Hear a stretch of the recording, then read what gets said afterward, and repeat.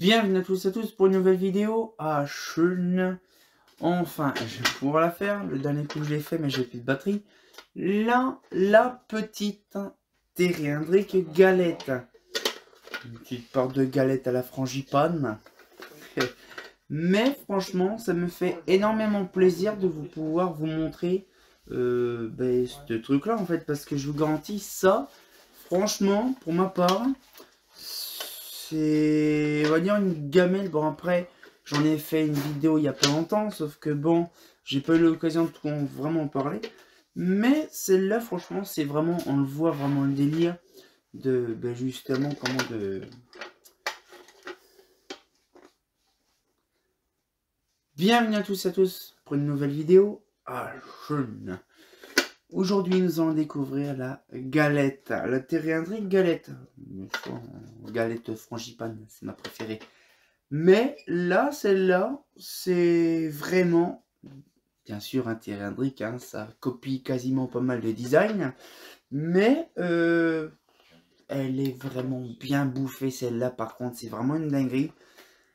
Elle a été placée dans un endroit bien humide. Et la vasque, l'intérieur est impeccablement bien propre. Mais l'extérieur, tout est bouffé. Elle a été rongée par l'humidité, c'est impressionnant.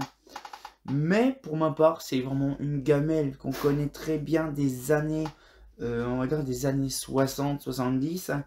L'apparition de la cloche, avec une palme vraiment en alu. Je ne sais pas, ils ont copié, mais je pense sincèrement qu'ils ont copié du Gall, hein, parce que c'est vraiment le même délire que Gall, hein, avec des vis dans le dessous, avec une petite adresse dessus. Donc là, on a 189 bis, c'est l'adresse de fabrication qu'il y a Thierry Hendrick. Mais par contre, c'est trop drôle de se dire qu'on pouvait en avoir des versions fermées. Bon, celle-là, la vasque, elle n'y est plus, elle était claquée, mais franchement... c'est quand même assez bizarre. Alors bien sûr, dans le délire, c'est qu'on se dit, ouais, bon, c'est un bon modèle. Elle a quand même pas mal d'années. Hein. Bon, alors après, c'est quand même des modèles qui sont vendus à très peu de quantité. Parce que franchement, Thierry Hendrick, le plus que ça s'est vendu, c'est dans le nord de la France.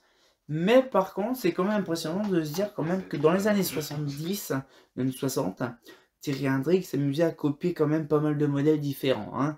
Parce que bon, ça c'est, on va dire, vraiment le même système qu'une Gall KD-Gall, hein, 125p ou peu n'importe. Mais par contre, ils ont quand même eu un délire de faire une référence par chose. Donc là, on a le gros tube, on pouvait avoir le modèle avec le tube plus petit. Mais on pouvait aussi avoir une référence différente pour la version fermée.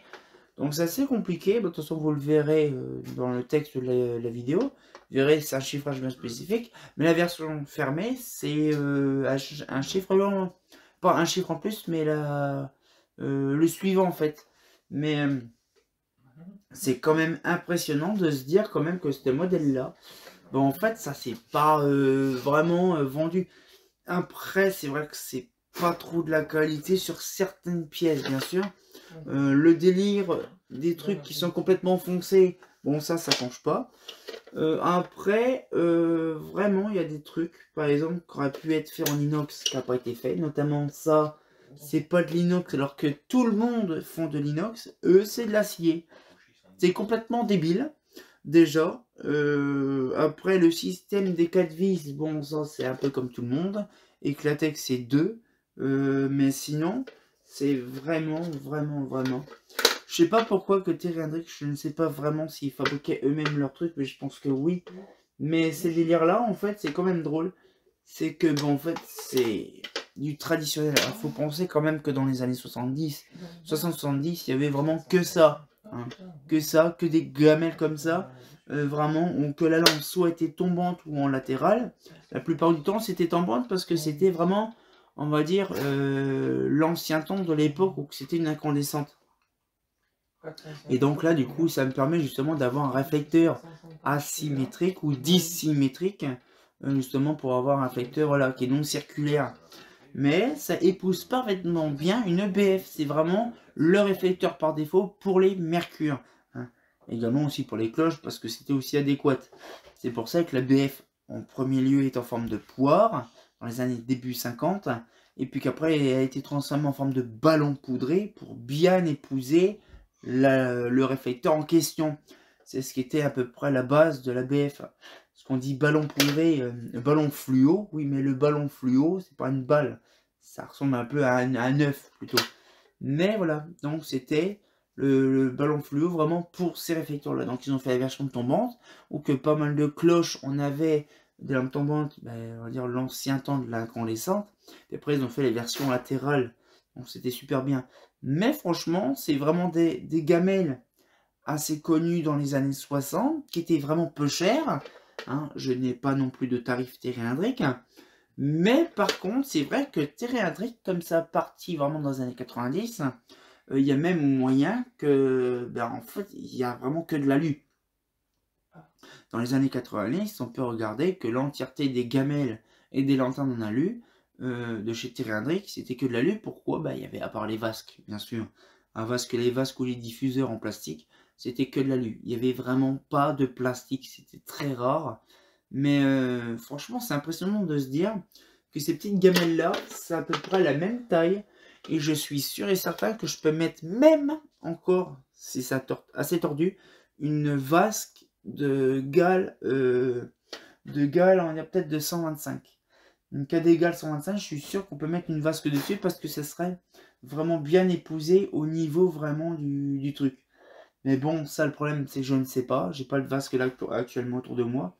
J'en ai des luminaires comme ça, mais bon, ça peut être intéressant de savoir que peut-être que bah, c'est peut-être vraiment même carrément une cloche de Gall.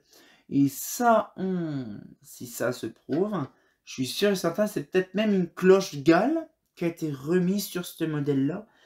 Mais ça, faut vraiment que j'ai la cloche Gall 125 et celle-là côte à côte. Ça peut être bien de donner des aperçus. Peut-être que je ferai des vidéos aussi, on va dire, ça peut être utile, des vidéos de les ressemblances. Notamment ça avec une KD-Gall 125p, une Indal CMR, une Indalux CMR avec une Terry-Hendrick CMR. C'est le même modèle, sauf qu'il y a peut-être des différences bien spécifiques. Et ce serait trop rigolo de voir ça, la différence qui a été faite entre deux marques bien distinctes. Mais franchement, ça fait plaisir. Donc ça, c'est la petite taille. Nous sommes le mardi. Et on verra bien sûr le samedi la grosse taille. Vous allez voir, par contre, bien sûr, elle n'est pas propre. Hein, parce que je vous garantis, c'est pareil. Les gens n'ont pas le temps de tout nettoyer. C'est bien dommage. Mais bon, on ne peut pas tout faire. Mais par contre, celle-là, elle n'est pas la version tombante, mais elle a la version latérale. Et vous allez voir, c'est complètement différent. Bon, bien sûr, avec la même technologie, hein, le même système de fermeture de vasque. Par contre, là, sur celle d'à côté que j'ai là, ben, en fait, il y a certains trucs qui sont différents. Parce qu'en fait, là, ça, actuellement, c'est de l'alu. Avec ça en alu, en acier. Sauf que l'autre que j'ai, moi, c'est des crochets en acier. Peut-être que celle-là est plus ancienne que l'autre. J'en sais rien. Mais ce serait très intéressant à voir. Par rapport à ça, bon après c'est pareil, hein, ça, le châssis, soit c'était bleu martelé, soit or martelé ou standard. Donc il y avait plusieurs façons, je pense que c'est une génération de peinture ou d'années. Hein. Donc on va pouvoir se laisser là-dessus, j'espère que la petite vidéo vous a plu. On se revoit pour samedi pour la gros modèle. Il y a d'autres trucs aussi croustillants qui vont être faits, ça c'est bien, ça c'est intéressant. Et comme de bien entendu, bah... je vais essayer de trouver, de me dégoter une KD-Gall et voir ce que je peux faire avec ça. Ça peut être intéressant, n'est-ce pas, hein? C'est pas faux.